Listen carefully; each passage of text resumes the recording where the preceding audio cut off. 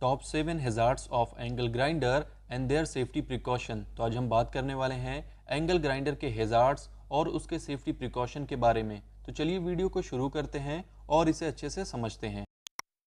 तो angle grinder एक versatile tool है जिसका यूज़ हम वेरियस टाइप्स के वर्क के लिए करते हैं, जैसे कटिंग, ग्राइंडिंग और मटेरियल पॉलिशिंग जैसे वर्क के लिए इसका यूज़ हम करते हैं। लेकिन ग्राइंडर काफ़ी हैज़ार्डस हो सकता है अगर इसका यूज़ प्रॉपर तरह से ना किया जाए। तो चलिए एंगल ग्राइंडर के कुछ हैज़ार्ड्स और उसके सेफ्टी प्रिकॉशंस के बारे में जानते हैं, जिससे हम रिस्क को कम कर सकते हैं। फर्स्ट है फ्लाई डेब्रिस हैज़ार्ड। तो जब हम एंगल ग्राइंडर का यूज़ करते हैं कटिंग और ग्राइंडिंग वर्क के लिए, तो ऐसे में प्रोसेस के दौरान स्मॉल पार्टिकल्स उड़कर हमारी आंखों में जा सकता है या फिर दूसरे हैज़ार्ड्स भी ऑकर हो सकते हैं। और फ्लाई डेब्रिस कुछ भी हो सकता है, जैसे मेटल का टुकड़ा, धूल या मिट्टी, या फिर जिस मटेरियल पर वर्क चल रहा हो। और इन डेब्रिस के टुकड़ों से हमारी आंखों में चोट लग सकती है या चेहरे पर कट आ सकता है।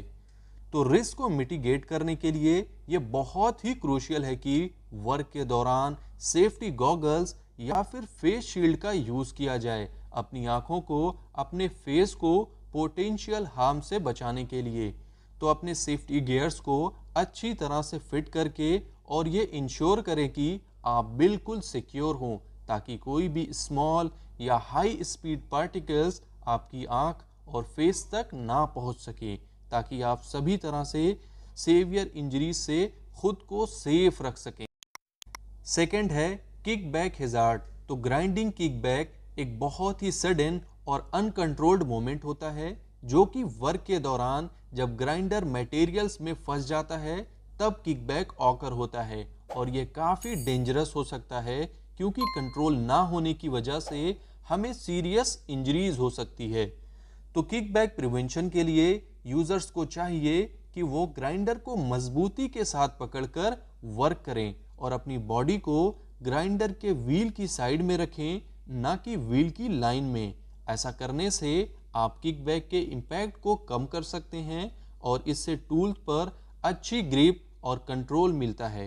ऐसा करने से हम एक्सीडेंट के रिस्क को भी कम कर सकते हैं। थर्ड है नॉइस हैज़ार्ड। तो एंगल ग्राइंडर का यूज़ करने से बहुत हाई लेवल की नॉइस प्रोड्यूस होती है और ये लंबे समय तक ऐसे शोर में काम करने से हमें परमानेंटली हियरिंग लॉस हो सकता है। और ये ग्राइंडर से निकलने वाली नॉइसेस काफ़ी इंटेंस हो सकती हैं, जिसकी वजह से समय के साथ हमारे कान के अंदर का स्ट्रक्चर डैमेज भी हो सकता है, जिसकी वजह से हमें सीरियस हियरिंग प्रॉब्लम हो सकती है। तो ऐसे में प्रोटेक्शन के लिए हमें वर्क के दौरान ईयर प्लग और ईयर मफ जैसे इसेंशियल सेफ्टी गार्ड का यूज़ करना चाहिए, क्योंकि ये प्रोटेक्टिव डिवाइसेस नॉइस की इंटेंसिटी को कम कर देती हैं हमारे कानों में पहुंचने से पहले, और जिसकी वजह से हमारे ईयर्स भी सेफ रहते हैं, हमें हियरिंग प्रॉब्लम से भी सेफ रखते हैं और साथ ही साथ वर्क के दौरान होने वाले डिस्कम्फर्ट को भी कम कर देते हैं। फोर्थ है वाइब्रेशन हैज़ार्ड्स। तो जब हम एंगल ग्राइंडर का यूज़ करते हैं बहुत लंबे समय तक, तो इसकी वजह से आपको वाइब्रेशन एक्सपोजर हो सकता है, जिसकी वजह से आपको हैंड आर्म वाइब्रेशन सिंड्रोम जैसी सिचुएशन एंड कंडीशन पैदा हो सकती है, जिसमें हाथों का सुन्न होना, हाथों में झुंझुनी होना या हाथों में ताकत की कमी के सिम्टम्स दिखाई दे सकते हैं। तो वाइब्रेशन के इफ़ेक्ट को कम करने के लिए ग्राइंडर यूजर्स को चाहिए कि वो एंटी वाइब्रेशन ग्लव्स का यूज़ करें और अपने वर्क के दौरान रेगुलर ब्रेक लेते रहें, ताकि हाथों को आराम मिल सके। ऐसा करने से आप वाइब्रेशन के डिसऑर्डर को रिड्यूस कर सकते हैं और साथ ही साथ यूजर्स के कंफर्ट और वेल बीइंग को भी इंश्योर किया जा सकता है।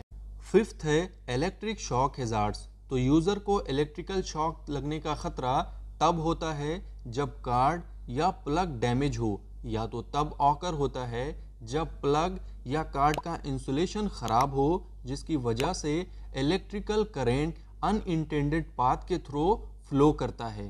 तो रेगुलरली अपनी इलेक्ट्रिकल इक्विपमेंट का, कार्ड्स एंड प्लग का इंस्पेक्शन ज़रूर करना चाहिए और अगर कोई डैमेज का साइन मिलता है तो उसे रिपेयर करना चाहिए, क्योंकि ये सेफ्टी के लिए बहुत क्रूशियल है। और अगर हम RCD का यूज़ करें तो ये एक एडिशनल प्रोटेक्शन लेयर होगी, क्योंकि ये कोई भी फॉल्ट होगा तो ये पावर सप्लाई को कट कर देता है और शॉक लगने से हमें सेफ रखता है। 6 है डस्ट इनहेलेशन हैजार्ड। तो एंगल ग्राइंडर की मदद से जब हम ग्राइंडिंग वर्क करते हैं तो ऐसे में काफ़ी ज़्यादा धूल यानी डस्ट निकलता है, और इस डस्ट को अगर हम इनहेल कर लें तो इससे हमें रेस्पिरेटरी प्रॉब्लम हो सकती है, जैसे अस्थमा, सिलिकोसिस और अदर लंग्स इश्यूज हो सकते हैं। तो हार्मफुल डस्ट पार्टिकल को इनहेल करने से बचने के लिए हमें डस्ट मास्क या अदर रेस्पिरेटरी एसेंशियल का यूज़ करना चाहिए खुद को सेफ रखने के लिए। और साथ ही साथ हम डस्ट एक्सट्रैक्शन सिस्टम का यूज़ कर सकते हैं, जिसकी मदद से हम एयरबॉर्न डस्ट के रिसोर्सेज को रिमूव कर सकते हैं, जिससे एक clean and safe working environment ensure किया जा सकता है। तो 7th है फायर हैजार्ड। तो जब हम ग्राइंडर की मदद से ग्राइंडिंग के वर्क को करते हैं तो ऐसे में स्पार्क जनरेट होता है, जो कि आसपास में रखे हुए फ्लेमेबल मटेरियल में फायर लगने का खतरा होता है। तो ऐसी सिचुएशन से बचने के लिए हमें अपना वर्क स्टार्ट करने से पहले वर्किंग एरिया को क्लीन करके फ्लेमेबल मटेरियल्स को वहां से हटा देना चाहिए, और साथ ही साथ अपने आसपास फायर एक्सटिंग्विशर ज़रूर रखें जो कि यूजेबल कंडीशन में हो।